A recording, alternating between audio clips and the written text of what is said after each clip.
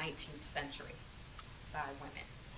And this is where we see the formation of a tradition of black women particularly taking seriously both the intersection of their identity as black, as women, and an enslaved position at this point certainly would be a class position, right? So you're talking about something, and then you go even farther than that, control of their bodies, right?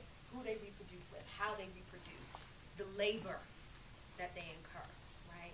The sexual violence and gender violence that's inherent to their bodies. So these questions are being asked as early as that. So while you have a community of women that rallied around suffrage, as many free women of color did as well, right, for the right to vote, you also have women demanding to be free, right? That is a feminist concern, right? And that's how we start to think about this idea of black feminism being something that is different than, but also still committed to feminism, right? That it's saying we're going to push feminism beyond itself to think more critically about what these goals and aims are. So if we're going to talk about true equality, we're going to talk about real equality, we first have to say, who has access to that? And who shapes the demands that come with that, right? So if we rethink slavery and anti-slavery activism as a feminist movement, what does that do? What does that do to how we think about historically the activism we think about? So we think about slavery, we think about it as a condition, right? That's about our racial past as a nation. We don't necessarily think about it in terms of a fight for equality, which is at the very heart of what feminist activism is.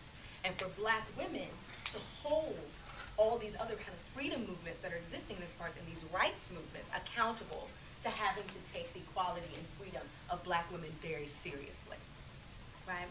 So that's where you have the thing as a Sojourner Truth, Maria Stewart, right? These are some names, and I'm gonna throw out some names, and I'm gonna plug some books while I'm in here too, that you can think about and hopefully purchase and meditate on at some point.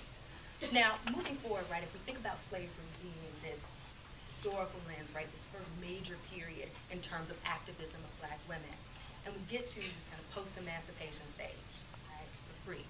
What happens now? What happens at post-emancipation? I'm going to do history lessons, my wonderful, brilliant students on campus. What happens? Post-emancipation happens. What do we got now?